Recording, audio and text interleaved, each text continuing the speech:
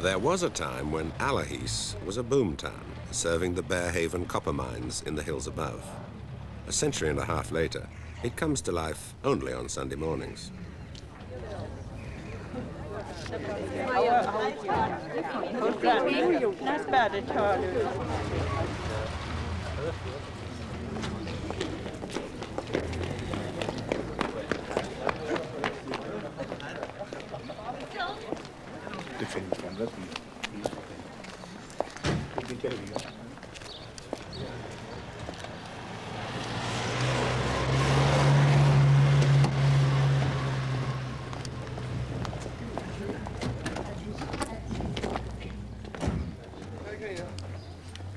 I got over to get it.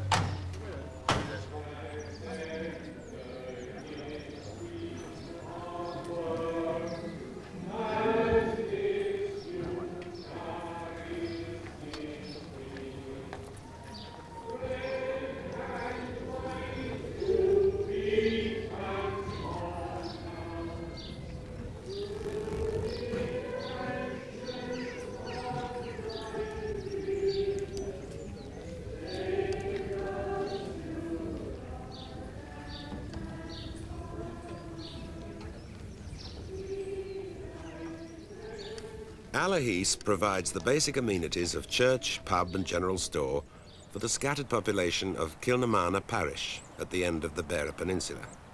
It's a parish which sociologists have singled out, before now, as a classic example of the decline and decay of rural communities in the west of Ireland.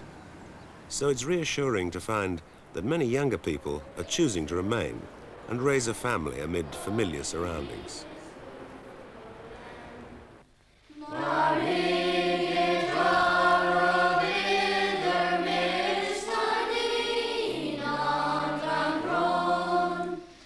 Moor National School opened in 1886, and it has barely altered since.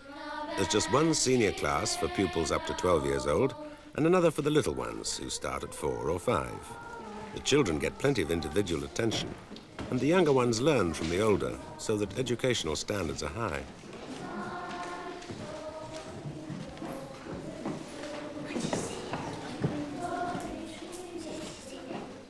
This is an English-speaking area, but lessons in the Irish language are a daily feature of school life.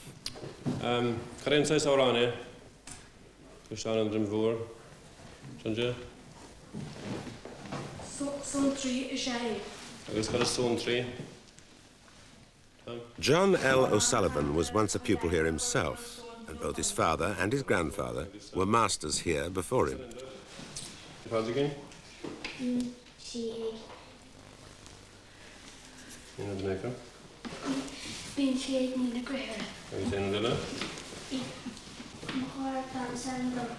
Sadly, the abiding problem which these children must eventually confront is an almost total lack of career prospects within their home region.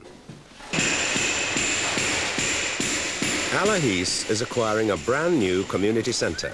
It's a job creation scheme involving a dozen or so young boys.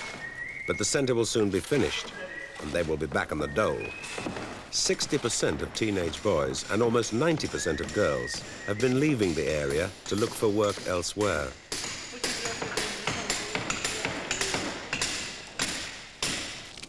Like some of his friends on the scheme, Raymond O'Sullivan can expect to take over his father's farm.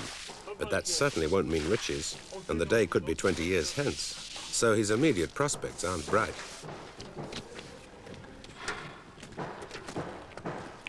Raymond's family occupy one of 4 houses in a hamlet called Escavard. Most farms around here are only 30 acres or so, and very rocky acres at that. But what with small farm subsidies and grants from the EEC, living standards are no worse than in some urban areas. What's more, Raymond's father, Jimmy O'Sullivan, is his own master, feeding his family off his own land.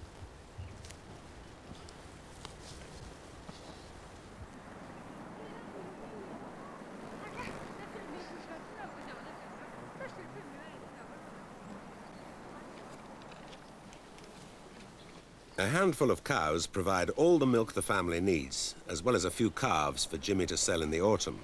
And then, in season, there's another cash crop to be harvested, out in the bay.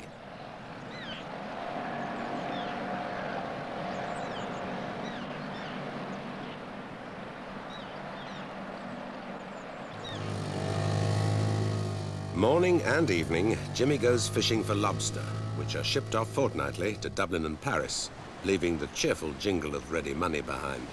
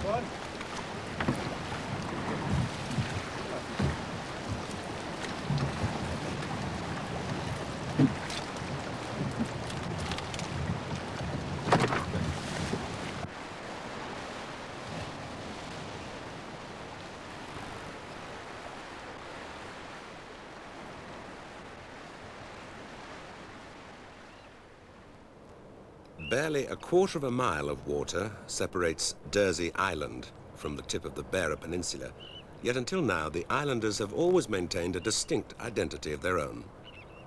Today, in the 3 villages scattered along the island's spine, most of the houses stand empty, and the population is still dwindling away. To cross Dursey Sound is to step back into a traditional culture which, for all its picturesque appeal, has simply proved inadequate to sustain a community in isolation from the mainland.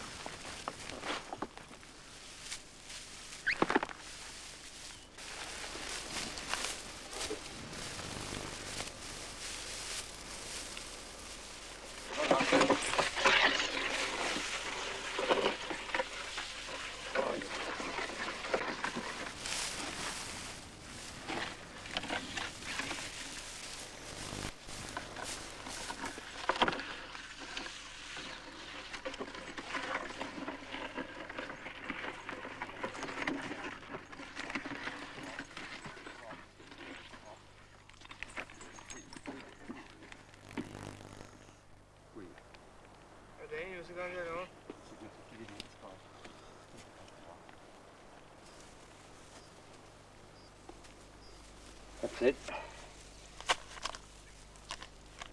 Put it down there a wee bit, Eamon. Stop. Small cords are a bit old.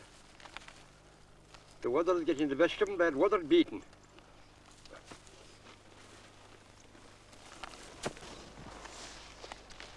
The old ways have their satisfactions, and there's an undeniable appeal in the gentle tempo of island life. But the deprivations are real too. As the population declines, so do social life and entertainment, and with them, any hopes a farmer might have of finding a wife to settle on Dursey.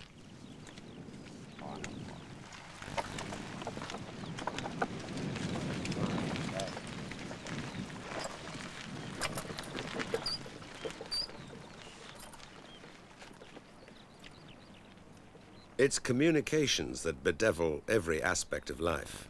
Taking a beast to market, for example, can present considerable problems.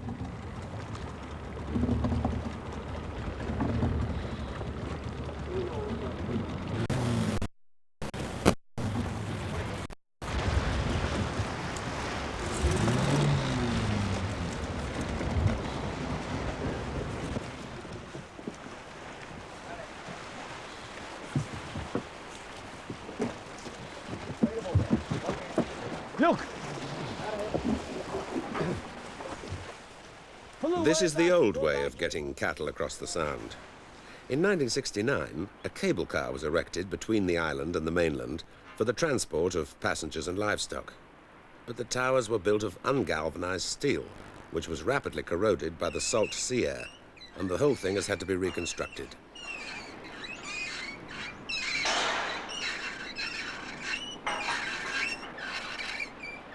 Although the cable car has certainly improved matters, it's generally acknowledged that it arrived too late to halt the depopulation of Dursey.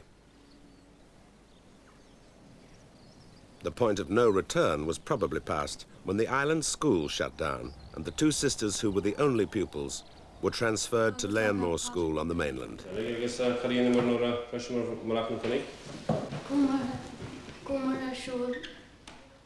Fortunately, Dursey Island is far from typical of the area as a whole, and there's even a tendency for local emigrants to return and raise their children in the parish. This little boy and his sister were born in England, but their father has recently come home and set up a plant hire business. On this particular Saturday afternoon, he's helping to launch the schoolmaster's boat.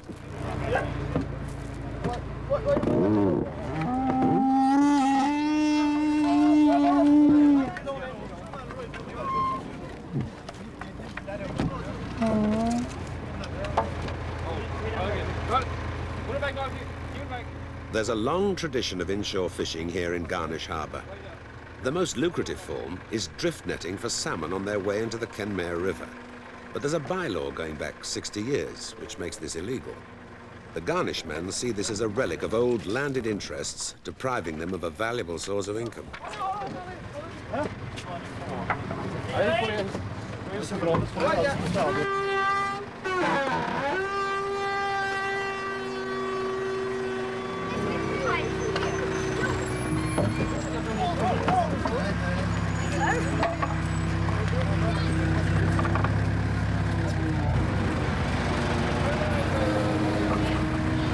It's common knowledge that the salmon law is not infrequently broken, but it's a risky business, so fishing remains essentially a sideline, while farming forms the basis of the local economy.